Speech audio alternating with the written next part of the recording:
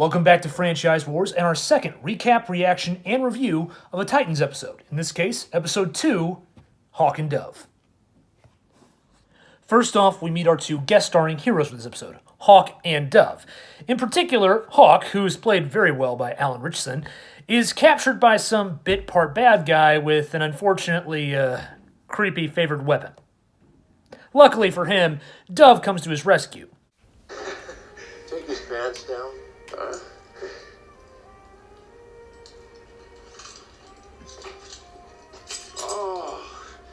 Hey, pal. Oh, We don't have to do that. that's wrong. Hey.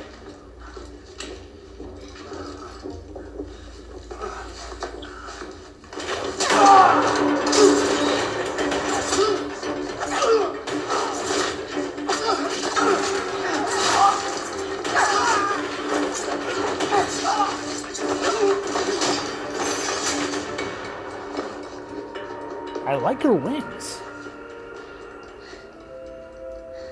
My hero.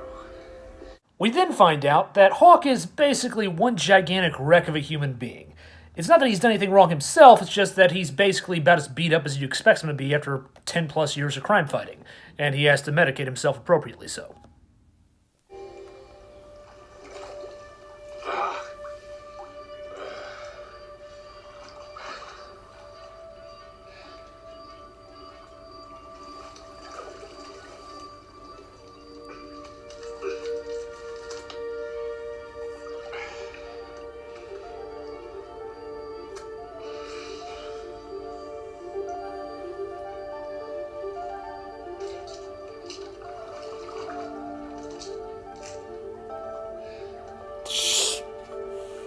Oh man, he's beaten up.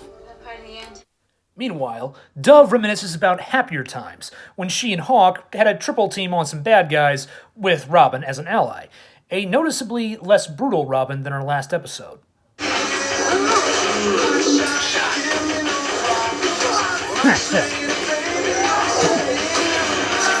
Ice skating techniques for kicking your ass. Yeah.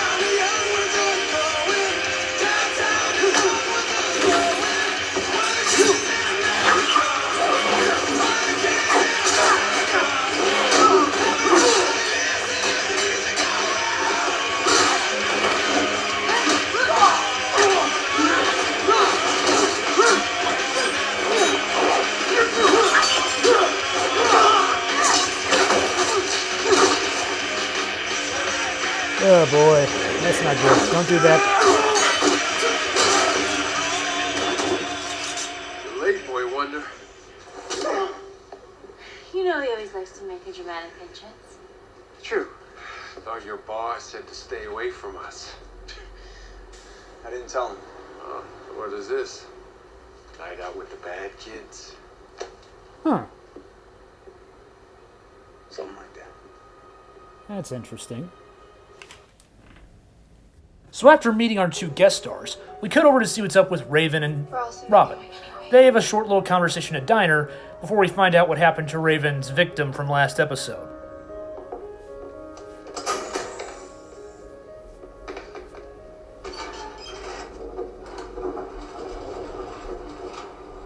Total deracination. Essentially, all his organs burst at once, leaving him a skid bag of blood, which I obviously drained. Obviously. Yeah. COD? Sonics might have been able to do this, but then his eyeballs and testicles would have burst. Ah. Since he knows this is above his usual pay grade of monsters and bad guys to deal with, Robin decides to actually do some extreme measures.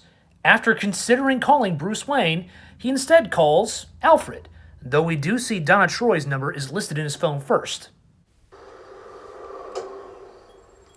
Donna Troy? Wait, was he? He's looking at Bruce Wayne's number. He's Donna Troy and Bruce Wayne on his phone. Who else is he? Lucian? I saw Fox. Alfred? He's calling Alfred. That's awesome. Hey, it's me. Afterwards, Dick is called by his partner, who informs him about what is going on with Raven and sends forward the information. Unfortunately, it goes to his regular computer, which is currently in front of Raven. Oh, it's faxing you this stuff.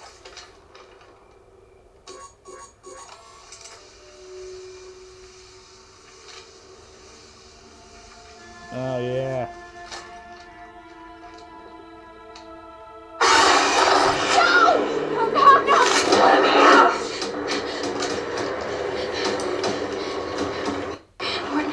Oh, she's drawn a cross. Like her house. Her family had a bunch of crosses, like, on her door to make sure that she didn't have to worry about, like, the bad side of her getting out or whatever. Raven's response is to try and basically ward off evil, with some cross symbols again, kind of like she did in the previous episode. This time, however, Dick shows up and we see them starting to connect here. Then we cut away to see the bad guys of the episode, the nuclear family, who are doing something bad with syringes. Okay, what's going on here? Who's first? Me. The family that does steroids together stays together?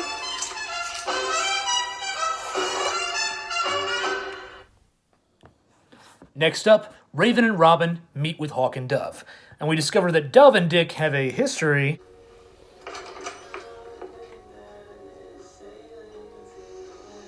Hey, Hi. Hi. I'm Rachel. Done.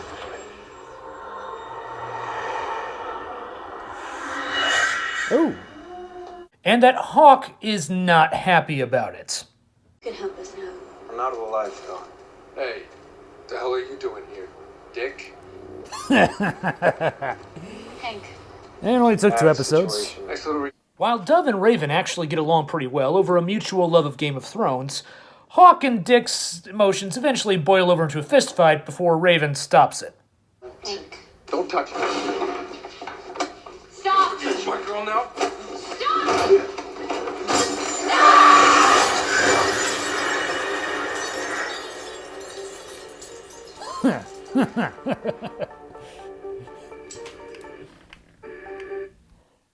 While we see the nuclear family has tracked down Dick's partner and tortured her for their whereabouts, we also see Hawk and Dove get ready for their final mission to hopefully go to Wisconsin, get Hawk a new hip, and live happily ever after before things go pear-shaped. Dick was wrong.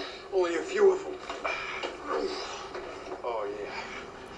Wisconsin, here we come. Oh boy.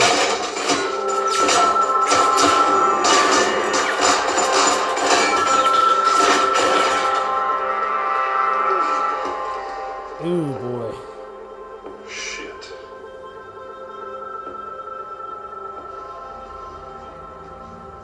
Oh, this guy Where again. were we? Oh, yes. I believe your pants were coming down. Oh, that guy's got a fixation. Fortunately for Hawk and Dove, Raven has convinced Robin to go and save them. Unfortunately for the bad guy, Robin now shows that he has actually definitively gotten more brutal between time periods, as Hawk and Dove discover to their, and the bad guy's, mutual dismay, though probably more on his part than theirs. And last pain you ever experienced. Oh! Oh! Oh!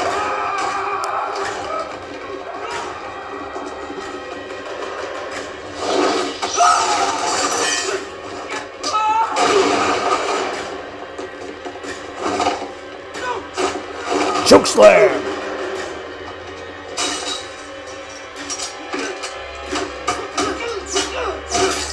Oh! Let's go the other way. It's like a horror movie for bad guys.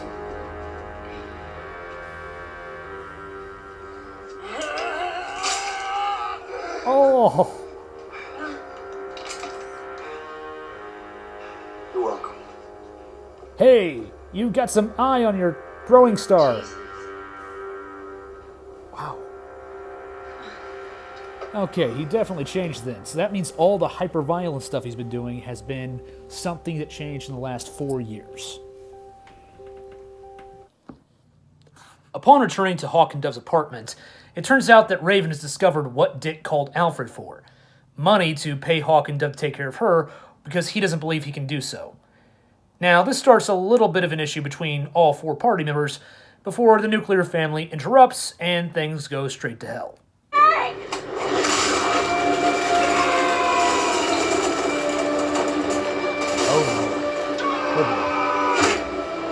Raven is captured by the nuclear family before a recovering Dick manages to find that Dawn has in fact fallen to what seems to be fatal injuries at the bottom of the apartment building.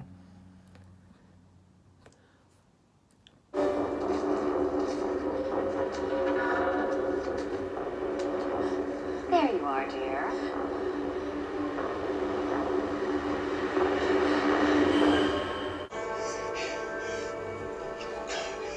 It's hot. Oh no. You're gonna be okay. You're gonna be okay. It's never good when there's blood from the mouth. Done? All in all, this is a solid superhero-focused episode. While we don't have Beast Boy or Starfire here, we do get a little bit more focus on Dick Grayson's side of the story, especially regarding the fact that he has apparently gotten more brutal as time has gone on, and so has Batman. This could imply some serious storytelling going on in that area, though we'll see.